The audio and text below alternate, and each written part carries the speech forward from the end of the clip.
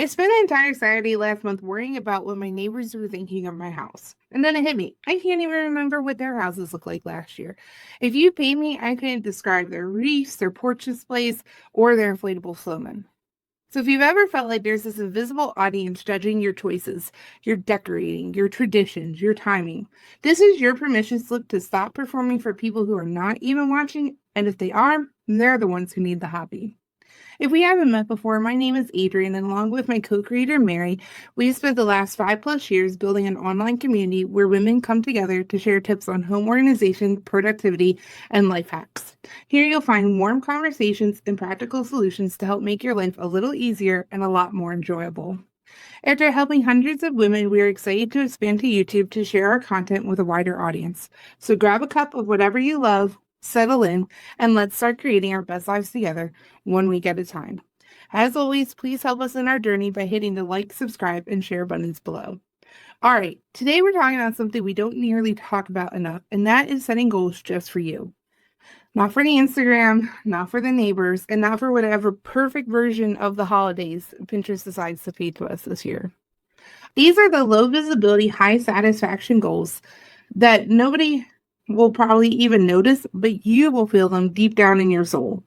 Let me give you a few quick examples. So this year, I was not feeling the whole big fall decorating thing. I got my cozy teas, my hoard of Chobani pumpkin spice creamer, and a few candles. That was enough ambiance for me right now. I'd rather put that time into the other goals like building this channel. And guess what? Nobody has noticed. Not one person. Not even my husband. Turns out the only person who was keeping score was me.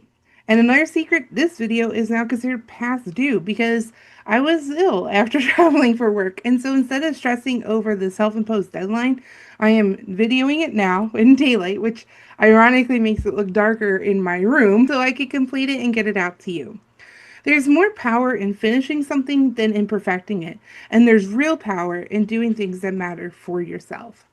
So let's talk a little bit about these quieter personal goals, the ones that actually will make your life better. Maybe you have a project you've been wanting to finish. Finally hanging those photos, finishing a blanket for your niece, or perfecting your linen closet. Maybe you want to create a cozier space to battle the winter months like Mary talked about last week in this video here. Or maybe you want to create future joy by planning a first snow day idea, which is something I personally like to do. Basically, you just say like, okay, when it snows, I'm going to open the special pack of hot chocolate, or I'm going to use the snowman mug for the first time, or I'm going to watch this movie. It's little, it's something simple that you can obviously do whenever it first snows, but it also provides that spontaneity that so often we miss in our lives.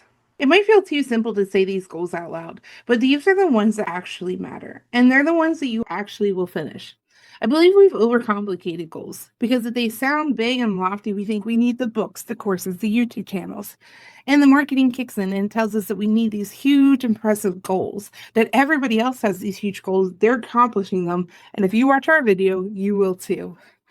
But that's marketing, right? Then we go into real life and we say, okay, well, when I was in school or when I'm at work, these goals are quarterly goals and they should at least take several months, if not a whole year, to complete. And so we start making these goals bigger and bigger. But why? If you finish something in 10 days, that's amazing. Celebrate it and move on to the next thing that supports your life. And honestly, unless the goal is truly connected to your heart and your identity, you probably won't stick with that big, lofty plan, anyways. Even the big three, the health, wealth, and relationships, they work better as habits than as in goals that we would check the boxes off.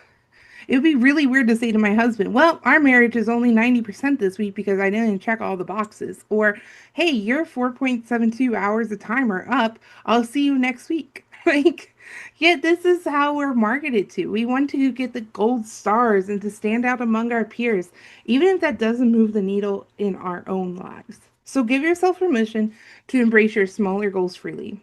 These are the things that matter, not because they're impressive, but because they're yours. The next question to ask yourself is, what is the real reason for this goal?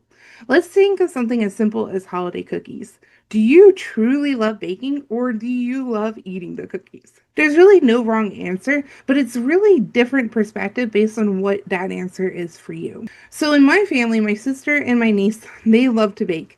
And I don't. So I let them bake and I show up with enthusiasm and appreciation because I get the seasonal joy without worrying about burning batches of cookies or watching all those pans. We don't need more chores, we need more cheer. So, once you know the why behind your goal, the pressure melts off of it. Back to those cookies, for example. If you love the sensory, the cozy baking experience, go all in. Like, if you love the memories and the smells, but not so much the baking, then maybe you make one favorite recipe that just fills the house with aroma and you buy the rest from the local shop. And if your joy is in simply eating a delicious cookie with a cup of coffee by the Christmas tree, then a bakery is basically doing you a public service. Put your time into what matters. Here's another example. My family realized that squeezing a full gathering into that tiny space between Thanksgiving and Christmas was just making everyone exhausted. So now we get together on Veterans Day as a special kickoff to the holiday weekend. The weather's better, the travel's easier, and it feels like a fun way to start the holiday season instead of one more thing to do during that holiday sprint. Yes, we broke the holiday rules. It wasn't in between Thanksgiving and Christmas, but it has been fantastic. Your life runs better when you let go of expectations that don't serve you. So maybe this season you choose rest over decorating. Maybe you're finishing a big project and need every spare hour that you can find. And maybe this is year you want to go all in and be fully present and bring Christmas magic to your neighborhood. Whatever your reason, it's valid. But here's how it doesn't work. Trying to do everything, the memories, the volunteering, the meals, the perfect decor, and ending up too stressed to enjoy any of it. So here's what I hope you'll take from this video. Your goals don't need to impress anyone. They only need to matter to you. Give yourself full permission to prioritize what brings you joy, peace, and progress. And truly stop performing for the invisible audience. They're not paying attention anyways. And even if they were, they don't get a vote. So let us know in the comments. What's one thing you're giving yourself permission to skip this season, or one small personal goal you're choosing on purpose? Thank you for being here. Here's to giving yourself permission to live the version of the season that fits you, your vision, your goals, your joy. Cheers, friends.